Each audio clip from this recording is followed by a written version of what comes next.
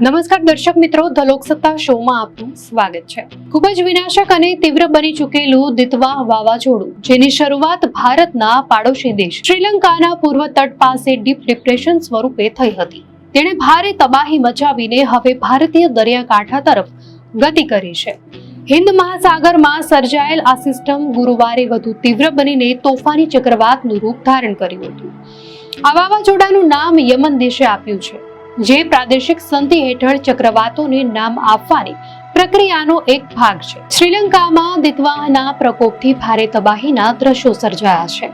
ભારે વરસાદ અને તીવ્ર પવનને કારણે અત્યાર સુધીમાં 56 લોકોના દુઃખદ મૃત્યુ થયા છે, જ્યારે 14 વ્યક્તિઓ ઈજાગ્રસ્ત અને 21 લોકો ગુમ થયા હોવાના અહેવાલો છે। સતત પડી રહેલા વરસાદને કારણે જનજીવન અસ્તવ્યસ્ત થઈ ગયું હતું। માર્ગો પર વૃક્ષો ધરાશાયી થવા, વીજળીના થાંભલાઓ તૂટી પડવા અને નીચાણવાળા વિસ્તારોમાં પાણી ભરાઈ જવાની ઘટનાઓ મોટા પાયે નોંધાઈ છે। શ્રીલંકાની સરકારે આ ગાળા દરમિયાન કુલ 43,991 લોકો અસરગ્રસ્ત થયા હોવાનું જણાવ્યું છે। કાંદી અને મતાલે જિલ્લાઓમાં 40 સેન્ટીમીટર કરતા વધુ વરસાદ ખાબક્યો હતો, જ્યારે કમ્માથુવા વિસ્તારમાં તો 57.8 સેન્ટીમીટર જેટલો વિક્રમી વરસાદ નોંધાયો હતો, જેના કારણે કેટલાક વિસ્તારોમાં ભૂસ્ખલનની ઘટનાઓ પણ બની હતી।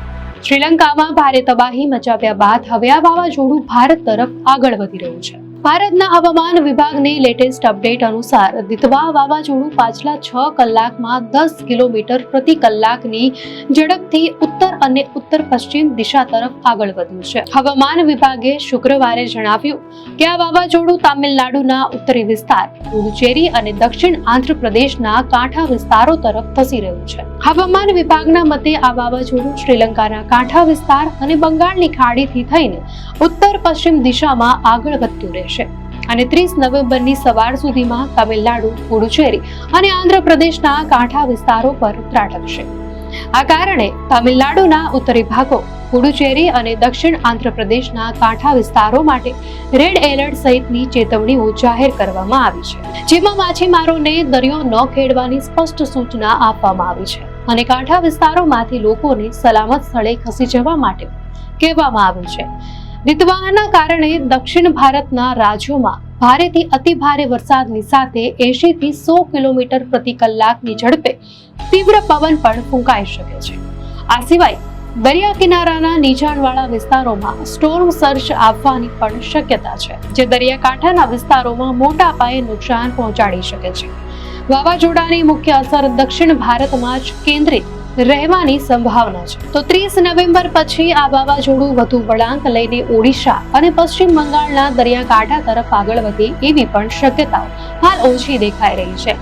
જો કે તેની અસરને કારણે મહારાષ્ટ્રના પણ કેટલાક વિસ્તારોમાં વરસાદ પડવાની શક્યતા હવામાન વિભાગે વ્યક્ત કરી છે। ખુશીની વાત એ છે કે દિતવા વાવાઝોડાને પગલે ગુજરાતમાં કોઈ વધુ અસર થાય એવી શક્યતા હાલ નથી। તેમ છતાં ગુજરાતના હવામાન પર એક પેરિફેરલ સિસ્ટમની અસર જોવા મળી રહી છે।